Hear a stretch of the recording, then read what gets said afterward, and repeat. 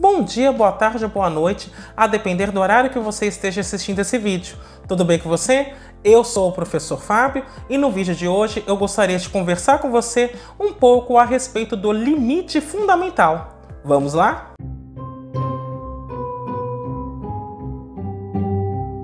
Antes de mais nada, eu vou pedir que você faça o já famoso cucocô, que é curtir, ou seja, deixa o seu like, aproveita e faz isso agora que você já não esquece, comenta, ou seja, utilize a área dos comentários para continuar falando comigo, apresentando suas dúvidas, dialogando comigo a respeito de outros assuntos que você gostaria que fossem abordados neste canal.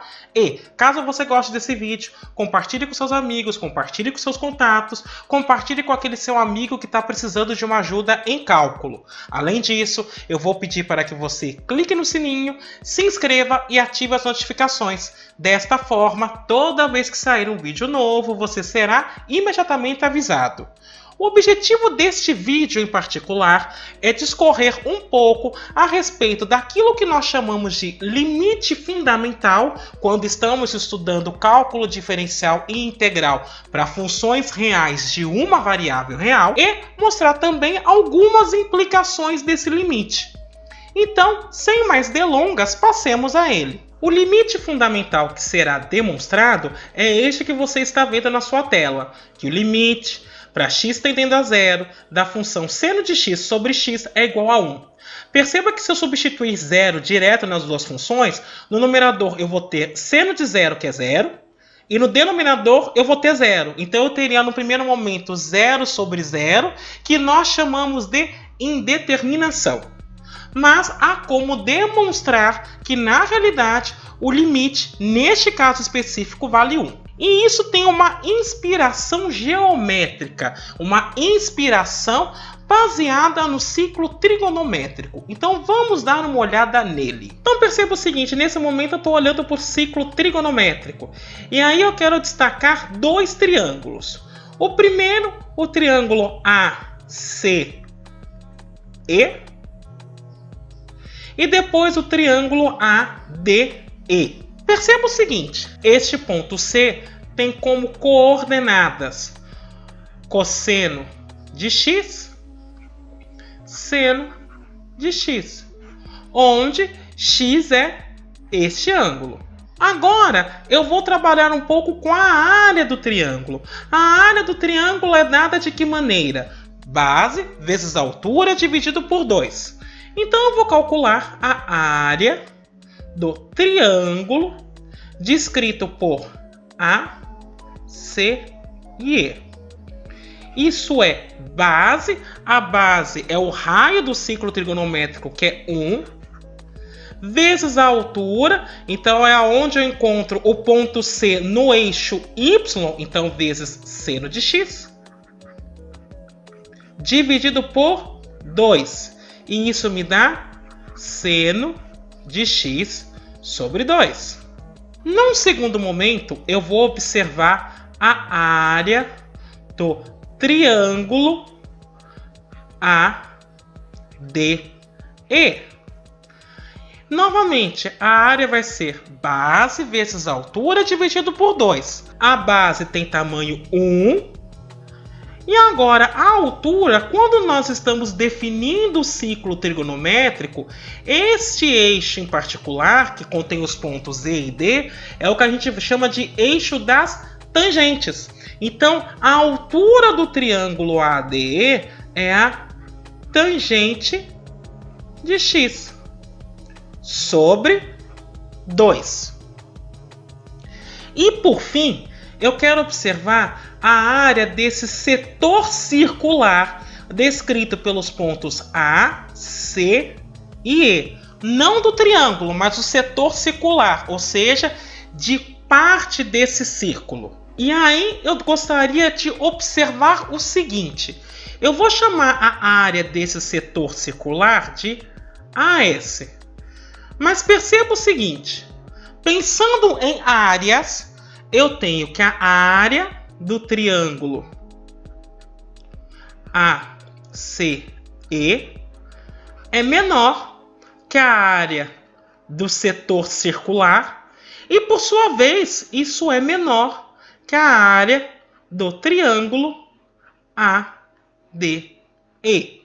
Uma vez que eu observei isso, eu vou então calcular a área desse setor circular e aí eu vou fazer algumas análises a respeito especificamente dessa desigualdade. Então vamos primeiro determinar qual é a área do setor circular.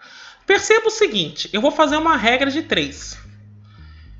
Vou colocar radianos e aqui a área. Se eu tenho 2π radianos, eu estou trabalhando com um círculo inteiro. Só que naquele círculo em particular, como é um ciclo trigonométrico, o raio daquele círculo é 1.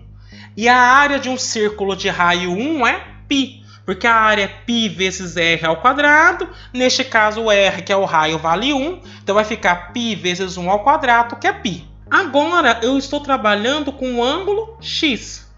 E a pergunta é quem é então a área procurada. Aí eu multiplico o cruzado e eu tenho que 2 vezes π, a área do setor, é x vezes π.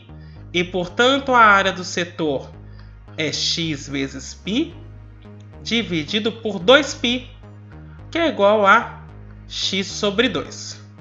Então perceba que no primeiro momento eu fiz apenas algumas observações de caráter geométrico. Agora então vamos demonstrar aquele limite. Perceba ainda que tudo isso que eu fiz, eu estava calcado somente no primeiro quadrante do ciclo trigonométrico. Portanto, ali eu estou supondo que x está variando de 0 a π sobre 2. Então, deste modo, note que a área do triângulo menor era dado por seno de x sobre 2, a área do setor circular x sobre 2 e a área do triângulo maior tangente de x sobre 2. Isso quando eu estou considerando o x entre 0 e π sobre 2. Perceba que eu posso multiplicar todos os termos dessa desigualdade por 2, o que seria equivalente a cancelar esse denominador. Agora, uma outra coisa que eu quero observar é que seno de x no primeiro quadrante é positivo. Daí, se eu dividir todos os membros dessa desigualdade por seno de x, eu não altero a desigualdade. E o que eu tenho é seno de x dividido por ele mesmo é 1, fica menor que x sobre seno de x, e por sua vez isso é menor que tangente de x sobre seno de x. Agora, o que eu quero observar é que quando eu faço tangente dividido pelo seno, veja, a tangente é definida por seno de x dividido por cosseno de x. E isso tudo, por sua vez, está dividida por seno de x. Na divisão de fração, eu conservo o primeiro e inverto o segundo. Cancela este com este. Então, isso fica 1 sobre cosseno de x. Daí, o que eu tenho, então, é 1 menor que x sobre seno de x menor que 1 sobre cosseno de x. Isso com x variando entre 0 e π sobre 2. E perceba que eu não estou pegando nem o 0 nem o π sobre 2 para não dar nenhum problema nessas frações que estão aparecendo até agora. Agora, se eu inverto o 1, o x sobre seno de x e o 1 sobre cosseno de x, eu tenho que inverter também a desigualdade. E isso me leva a cosseno de x menor que seno de x sobre x menor que 1. E novamente, eu estou com x entre 0 e π sobre 2. Agora eu quero fazer uma outra observação. A função cosseno é uma função par. Então, cosseno de x fica cosseno de menos x. E a função seno é uma função ímpar. Então, quando eu calculo seno de menos x sobre menos x, isso dá menos seno de x sobre menos x, e isso dá seno de x sobre x.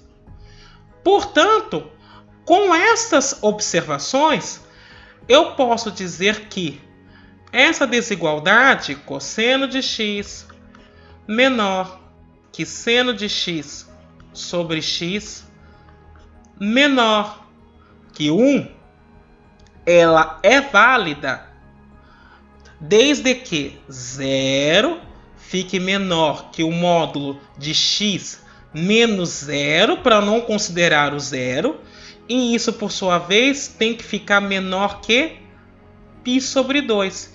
E por que eu estou escrevendo desta forma? Justamente para que eu possa cair nas hipóteses do teorema do confronto.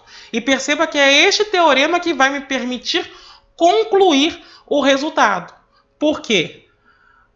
O que eu vou observar é que limite para x tendendo a zero da função cosseno é cosseno de zero, que é 1. E isso também é o limite para x tendendo a zero da função 1. Portanto, aqui vai para 1, aqui também vai para 1, isso quando o x vai para zero. Logo, o teorema do confronto me diz que quem está aqui dentro também tem que ir para 1. Logo, do teorema do confronto, o limite para x tendendo a zero de seno de x sobre x tem que ser 1.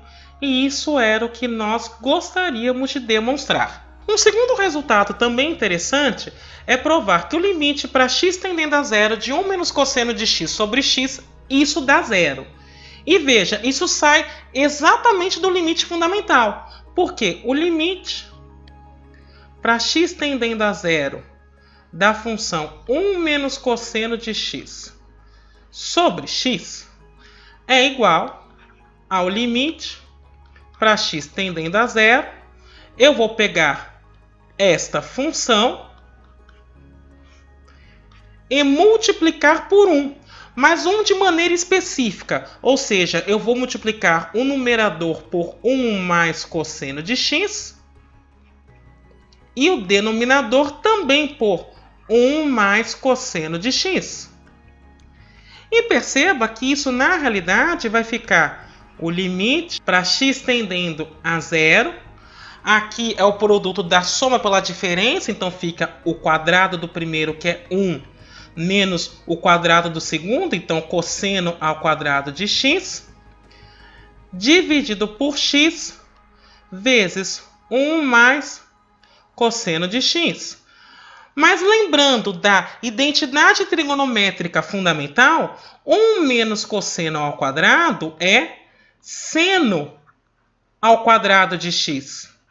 Então, eu tenho seno ao quadrado de x sobre x. E aqui, novamente, eu vou separar a fração em 1 mais cosseno de x. Portanto, eu tenho esse produto. Então, o que eu tenho até o presente momento é que o limite para x tendendo a zero de 1 menos cosseno de x sobre x, ele é o limite para x também tendendo a zero de seno ao quadrado de x sobre x vezes 1 dividido por 1 mais cosseno de x.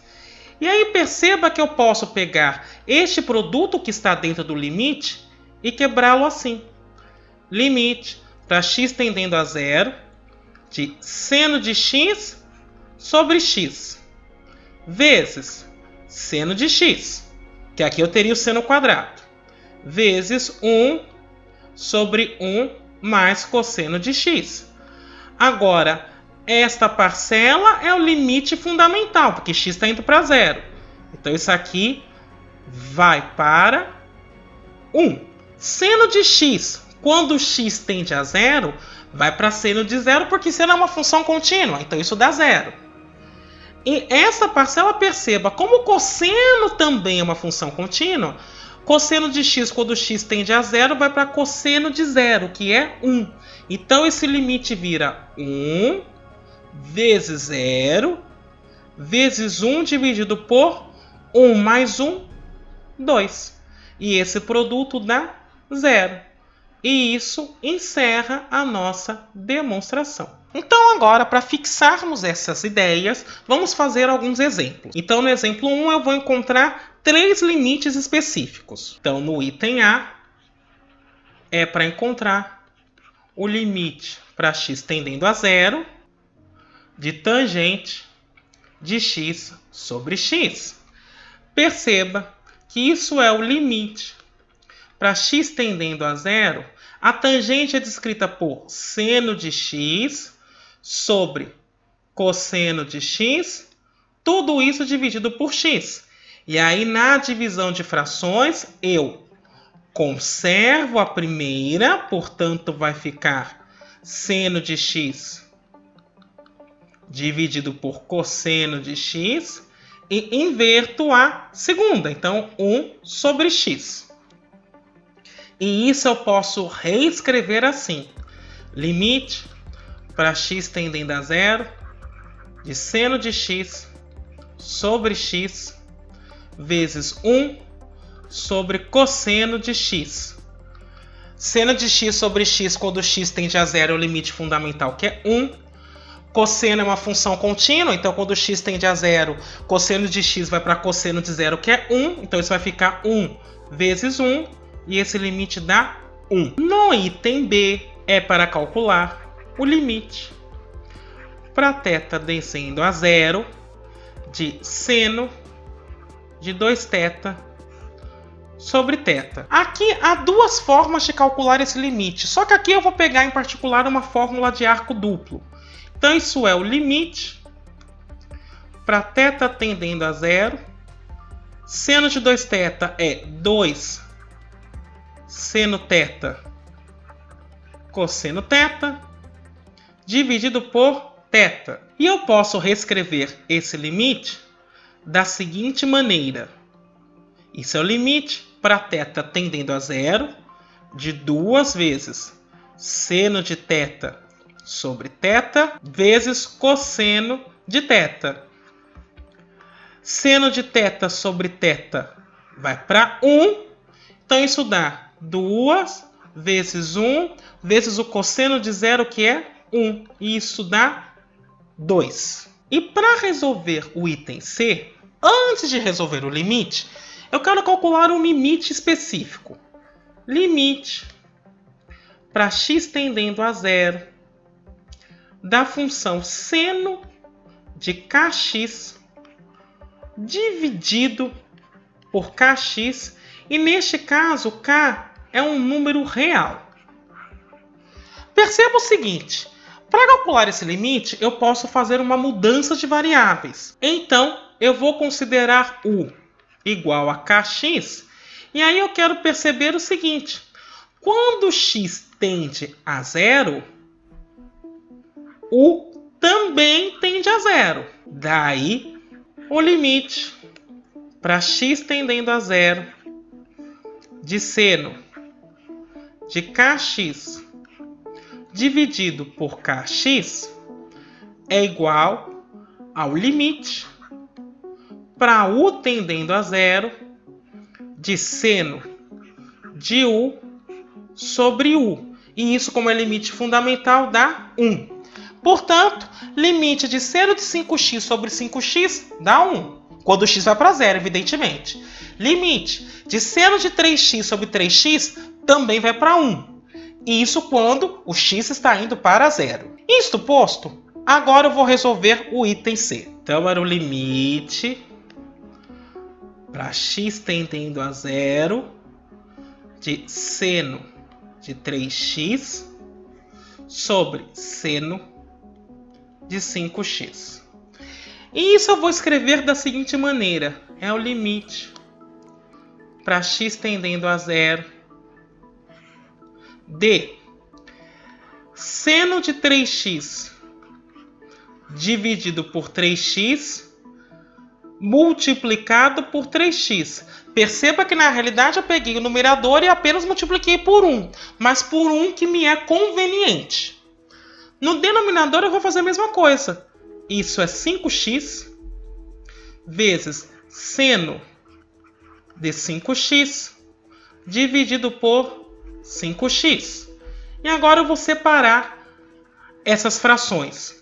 Então isso vai dar limite para x tendendo a 0, 3x, que vai multiplicar seno de 3x dividido por 3x.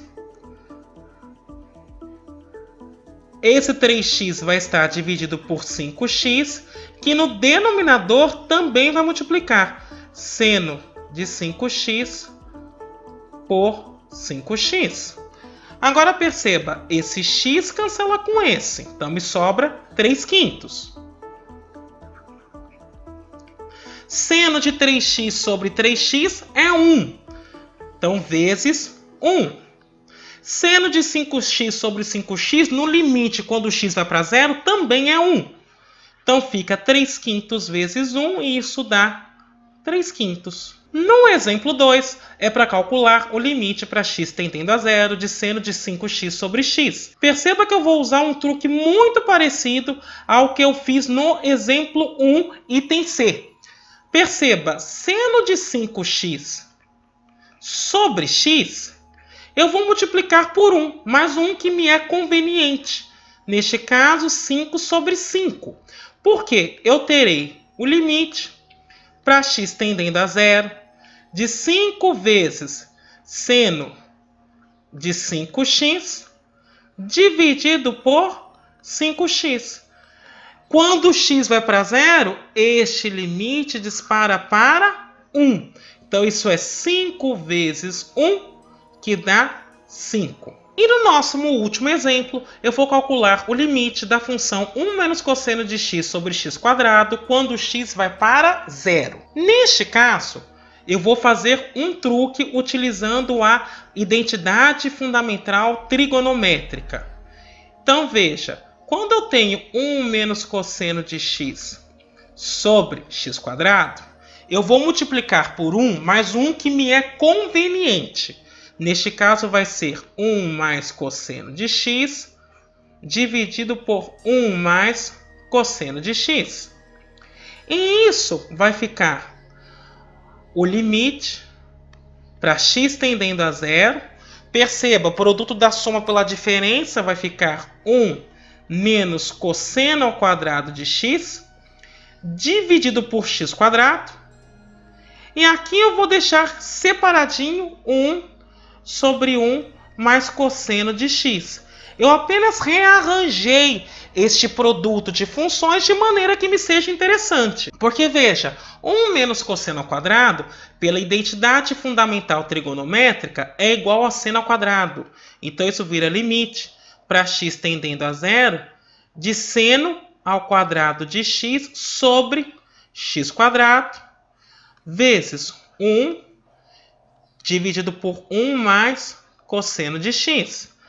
Mas observe que esse limite, na realidade, pode ser expresso assim. Limite para x tendendo a 0 de seno de x sobre x ao quadrado vezes 1 dividido por 1 mais cosseno de x. Como a função quadrática é uma função contínua, então basta calcular o limite do que está dentro do quadrado, ou seja, daquilo que está sendo elevado ao quadrado. O limite de seno de x sobre x quando x vai para 0, isso dá 1. Então isso fica 1 ao quadrado, que multiplica 1 dividido por 1 mais cosseno de x. Novamente, cosseno é uma função contínua, então quando o x vai para 0, o cosseno tende para cosseno de 0, que é 1. E aqui ficaria 1 mais 1, que é 2. E, portanto, isso dá meio. Bem, era isso que eu gostaria de discutir com você nesse momento. Espero que tenha sido bastante proveitoso. Eu vou me despedir por aqui. Até a próxima!